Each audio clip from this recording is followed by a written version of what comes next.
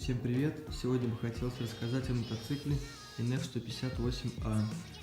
Начнем давайте с двигателя. Двигатель здесь 150-кубовый, воздушное охлаждение, карбюраторный. Двигатель достаточно хороший, обороты набирает бодро и разгончик у него неплохой. А максимальная скорость достигает до 120 км в час. Но если пошаманить со звездочками, можно и прибегнуть к наиболее высокому результату. Написано, что карбюратор японский, но он абсолютно не японский. Полная китайщина. Постоянно то переливает, то не доливает, то смесь богатит, то не богатит. Ну, в общем, если поставить карбюратор получше, двигатель, я думаю, работать будет тоже, естественно, намного лучше. Так, посмотрим на пульты управления электроникой. Вот правый пульт, который отвечает за свет и заводку мотоцикла, вот клик-стоп. Да, свет выключен, габариты, ближний, дальний. Кнопка электростартера. Левый пульт, ближний, дальний, поворотники, сигналка. Так, у меня на мотоцикле пробег примерно 15 тысяч. Но я вот на 10-й тысяче разломал себе приборку, она у меня треснула. Поэтому я сюда купил приборку от Альфы, но пока не могу разобраться, что сделать с проводами. Приборочка от Альфы на 120. Ну, я в группе прочитал, что ребята ставят от Альфы, и все работает нормально. Вот я вам сейчас покажу. Вот она. Видите, здесь везде паяная, здесь вообще она развалилась. Поэтому я решил приобрести себе новую. Кто внимательно, наверное, уже заметили, что поворотники у меня не стоковые. У меня, в общем-то, старые поворотники бесили, потому что они, когда едешь, они дребезжали все. Я их обклеил и изолентой, и так, и сяк. Но мне не нравились, во-первых, их дизайн, как они светили, как они дребезжали, поэтому купил себе новый. Поставил вообще без проблем. Ага, и еще лайфхак тем, кому не нравится наше переднее крыло, которое постоянно забивается грязью, ломается, трескается. Я взял, купил обычное крыло от Восхода. Взял пластинки, просверлил в них дырочки. И все. Вкрутил здесь болт, пластину крылом, и болт сюда. Вот. И все прекрасно, держится крыло, не шатается, ничего, вот, спокойно. Никаких вибраций, никаких шумов от него. И особо не забивается. Но это все на ваше усмотрение, можете его ниже, можете его выше ставить, как кому нравится. Потом поставил сюда более мощную сигналку, которая действительно мощная. Аж дергается от вибрации, от звука. Я еще отсюда убрал нашу стоковую покрышку, которая уж очень узенькая. И в грязь, дорогу, в дождь, в грязь, снег.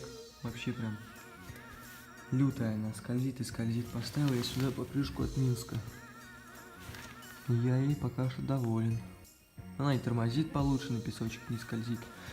А назад я поставил от Ижа на 3,75. Тоже 17 радиус. Мотоцикл сразу приподнялся. В грязи его теперь намного тяжелее будет засадить. И дорогу он держит тоже поувереннее. Вот, смотрите, широкая какая. Как я понимаю. Был у меня еще такой случай, что в этом месте у меня отвалился глушитель, отвалился на кочке. Друг садился у меня, подножку не заметил, ногу поставил на глушитель. На кочке подлетели, он там крепление оторвалось. Я его заварил, сейчас все нормально, ничего не сочится, ничего не дымит. Еще все спрашивали в группе, что же делать с ножками. Постоянно ломаются, загибаются. У меня тоже не постоянно ломалась, она загибалась. Один раз мне все надоело. Я ее окончательно сломал. Напихал туда кусочков арматуры. И все это заварил. Ну, варил не я, варил мой друг. Ему, кстати, за это огромное спасибо. Теперь тормозная ножка без проблем. Не гнется ничего, не ломается. И я уже езжу сезона 2. Потом пришел в негодность старый родной кикстартер. Вот в этом месте сточилась она, и вот эта вот канитель, она прокручивала, и поэтому кикстартер вот в этом месте вот так вот заворачивался, и все, и он не заводился у меня. Поэтому я съездил в магазин, купил кикстартер от Ирбиста TR250. Все прекрасно подошло, он намного прочнее, но металл потолще будет он. И все прекрасно работает. Так, хотел бы еще рассказать вам про пластик, который постоянно, как я знаю, ломается у него крепление. Я нашел решение проблемы, просверлил в месте пластиковой защелки дырочку, вставил туда болтик, затянул все это гаечкой, и все, и никаких проблем. Все прекрасно держится, ничего не шатается. Намертво. Еще мне не нравится качество сидений. Оно уж махрится все. В этих вот местах. Вот тут вот смахрилось, здесь, сзади. Обклеили плохо. Буду менять себе обшивку. И насчет новых поворотников. Кто их делал, я не знаю, скорее всего китайцы, а кто же еще. Они их очень слабо прогерметизировали. Они... Вот здесь вот даже можно видать щелочки такие. Сейчас фокус поймаю. Да. Когда я еду в грязь, мокрую дорогу, все тут залетает и набивается. И вот видите, как будто они все грязные, но снаружи они чистые, грязные, они изнутри. Это же более-менее почище будет. Так, амортами я доволен. Не пробивает, нормально. Вдвоем спокойно езжу. Общая масса с пассажиром где-то будет составлять 150 килограмм. Спокойно работает. Цепь здесь раньше стояла фиговская. Я купил от Минска, поставил. Цепь не растягивается, нормально все. Нет, она сейчас уже растянулась, но я на ней 3-й сезон езжу. Что вы хотите, ребят? Потом здесь у меня такая же система ниппель-шниппель. Здесь тоже просверлена дырочка. Еще у меня стоит лапка переключения передач от Альфы. Так как у меня пришелся удар в эту сторону, загнул у меня вот эту вот тягу, я ее не стал заморачиваться, выпрямлять. Тем более надо было по интернету заказывать эту ножку, это все Марокко. Поэтому я сходил в магазин и купил от Альфа. Она прекрасно стала. Все щелкает, все работает.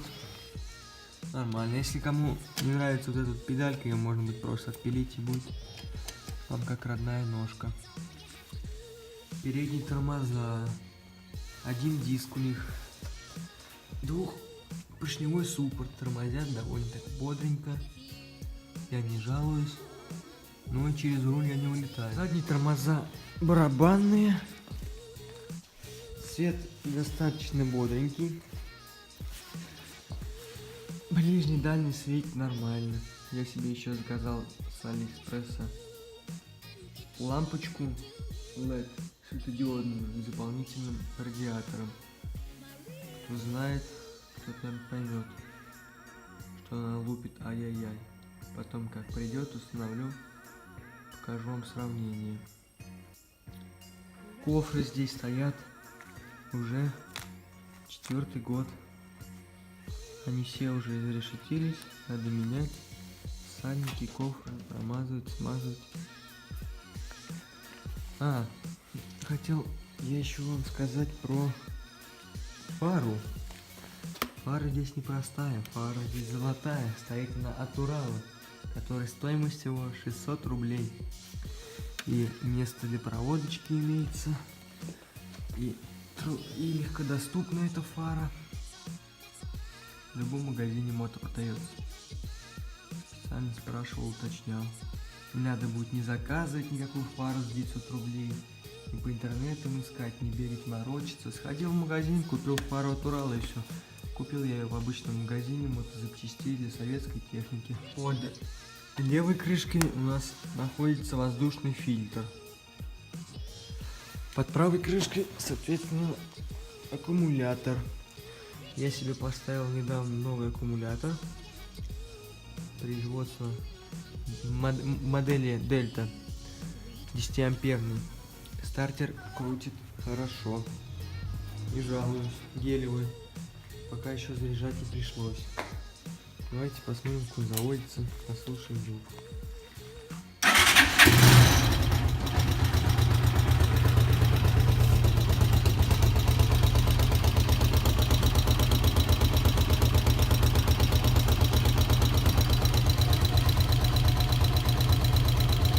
А вот вам, друзья, и липачок. Мотоцикл не глохнет. Оп. Где-то заедает проводку, я пока еще не смотрел. Но когда вот руль поворачиваешь в левую сторону до упора, мотоцикл сразу глохнет. Кстати, кто хочет ставить прямоток можно вовсе и не ставить. Да, кстати, у меня здесь еще была защита, но она, видите, отлетела. Когда у меня отваривалось крепление, звук был как в настоящем красоче. Я этим был очень доволен. Ну или можно, как сделал один мой хороший друг, высверлил здесь вот все по кругу, вытащил оттуда сеточку. Вот вам тоже прямоток. Всем спасибо за просмотр. Всем пока.